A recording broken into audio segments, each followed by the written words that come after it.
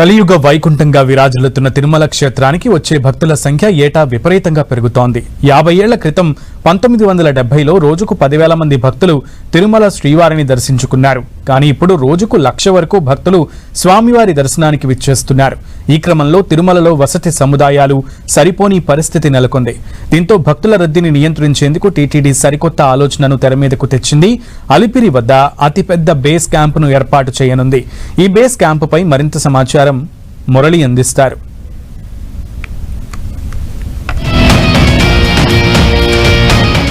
నిత్యం పెరుగుతున్న భక్తుల రద్దీని నియంత్రించడం టీటీడీకి ఏమాత్రం సాధ్యం కావడం లేదు.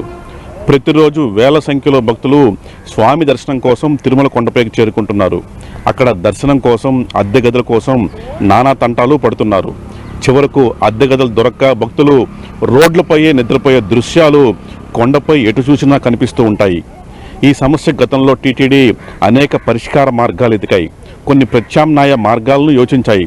అయితే అవన్నీ కూడా అనుకున్న రీతిలో సఫలీకృతం కాలేదు. తాజాగా మరో ప్రత్యామ్నాయ మార్గాన్ని టీటీడీ ఎంచుకుంది.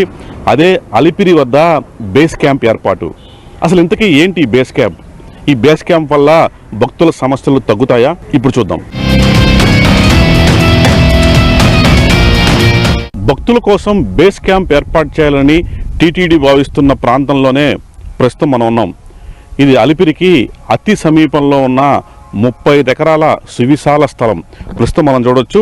ఈ ప్రాంతం అంతా కూడా తిరుమల శేషాచల కొండలకు పూర్తిగా ఆనుకునే ఉంటుంది. ఆ మాటకొస్తే అలిపిరి తనిఖీ కేంద్రానికి సరిగ్గా 2 కిలోమీటర్ల దూరంలోనే ప్రస్తుతం ఈ స్థలం ఉంది. అత్యంత విలువైన స్థలంగా దీన్ని భావించాల్సి ఉంటుంది.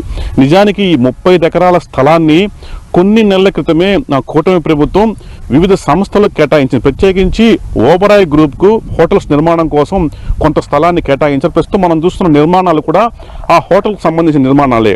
ముంతాజ్ హోటల్ పేరిట ఇక్కడ భారీ 5 స్టార్ హోటల్ నిర్మించేందుకు ఓబరాయ్ గ్రూప్ సిద్ధపడింది. అయితే ఆ ముంతాజ్ హోటల్కి వ్యతిరేకంగా హిందూ సంఘాలు పెద్ద ఎత్తున ఆందోళన చేశాయి. ఈ నేపథ్యంలో ఆ ప్రాజెక్ట్ని ఏకంగా ఆపేస్తున్నట్టుగా ముఖ్యమంత్రి చంద్రబాబు నాయుడు తిరుమలలో ఇటీవల ప్రకటన చేశారు.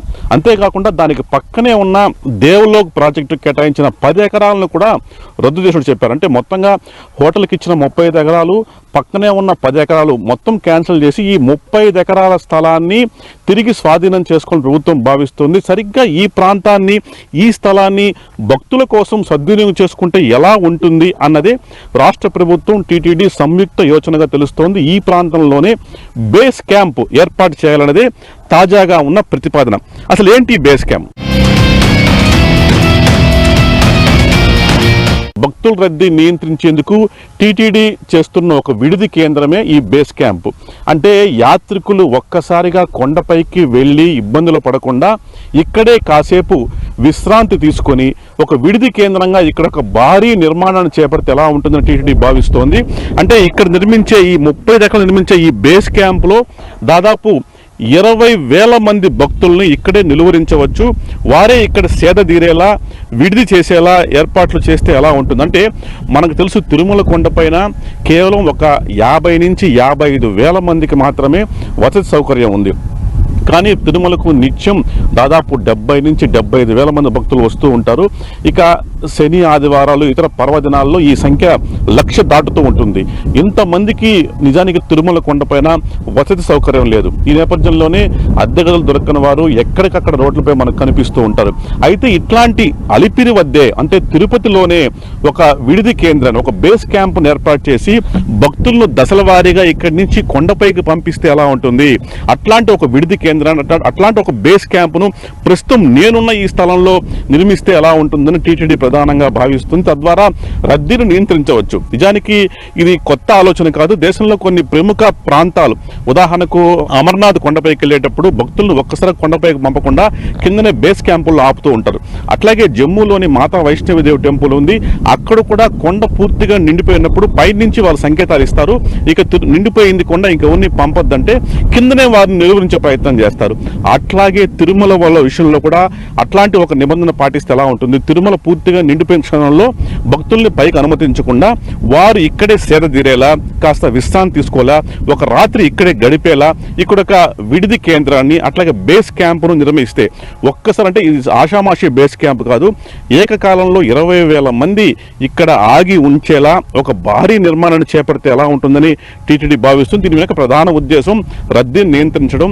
ఒకేసారి వేల సంఖ్యలో ఒక లక్ష మంది భక్తులు కొండపైకి వెళ్ళి ఇబ్బందులు పడకుండా దశల వారీగా ఒక క్రౌడ్ మేనేజ్మెంట్లో భాగంగా పంపిస్తే ఎలా ఉంటుందో, అందుకోసం ఈ ప్రాంతాన్ని వినియోగించుకొని ఇక్కడ బేస్ క్యాంప్ నిర్మిస్తే ఎలా ఉంటుందని టీటీడీ ప్రధానంగా భావిస్తుంది. తిరుమల కొండపై ప్రెజర్ తగ్గించడం, అక్కడ అద్దె గదుల కోసం ఇబ్బంది పడే పరిస్థితి రాకుండా చేయడం అనేది టీటీడీ ప్రధాన ఆలోచన.